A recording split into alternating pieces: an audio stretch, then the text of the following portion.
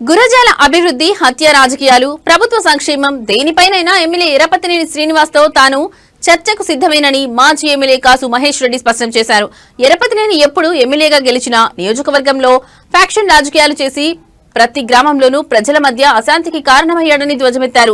అధికారాన్ని అడ్డం పెట్టుకుని అమాయకులను బలి తీసుకోవడం రాజకీయం కాదని, పల్నాడు గ్రామాలను అభివృద్ధి బాట పట్టించి శాంతి నెలకొల్పుదామని పిలుపునిచ్చారు. దమ్ముంటే తన ఆరోపణలకు ధీటుగా సమాధానం చెప్పాలని, వ్యక్తిగత విమర్శలతో రెచ్చగొట్టే కార్యక్రమాలు మానుకోవాలని హితవు పలికారు.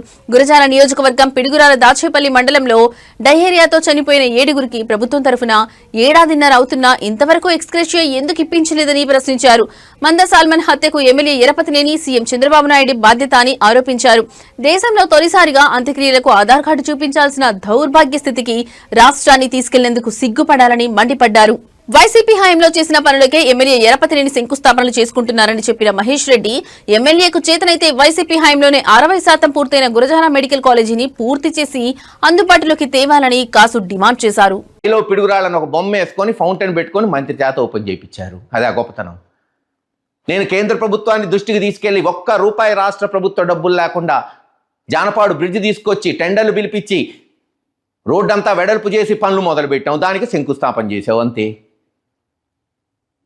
బ్రహ్మాందరెడ్డి గారి పేరు మీద పార్కు పెట్టి గోడ గట్టించి అన్యాకాంతం అవుతుంటే చెరువంతా సుమారు 10-15 కోట్లతో గ్రీనరీ కింద ఫండ్స్ తీసుకొచ్చాం. పనులు మొదలైనవి. దానికి మళ్ళీ శంకుస్థాపన అంతేగా. కొత్తగా ఏమైనా వచ్చిందా?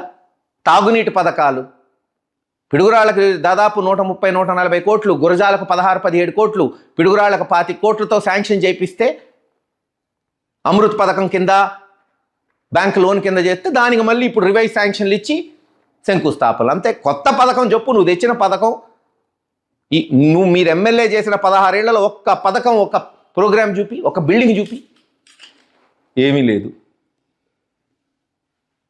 ఎంతసేపు చెరువులో ఎవరో 4 పడ్డారంట. నేనేం చేయగలుగుతాను? ఎవరో మైనింగ్లో పోయి పిల్లలు చనిపోతే పాప అన్యాయమే.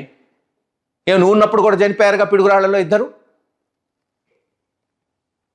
అసలు కలుషిత నీరు దాగి 7-8 మంది చనిపోయారు. దానికి ఏంటో సమాధానం చెప్పు. ప్రభుత్వ హత్యలు కాదా? వాళ్ళకి ఎందుకు ఎక్స్‌గ్రేషియా ఇవ్వాలా? వాళ్ళు ఎందుకు సహాయం చేయాల? దానికి జవాబు లేదు. ఈ రోజుకి నేను ఒకటే చెప్తున్నా, నువ్వు నన్ను తవ్వుకోవటవో నేను నిన్ను తవ్వుకోవటవో కాదు, రాజకీయాలు మారుద్దామని అడుగుతున్నా. శాంతి భద్రతలు తీసుకొద్దాం. వేయండి, ఎస్పీ గారి ఆధ్వర్యంలో కమిటీ వేయండి, చర్చించి రాజీ చేసి ఈ వాతావరణం ఎక్కడో ఒక్కడ స్టాప్ చేయాలి కదా.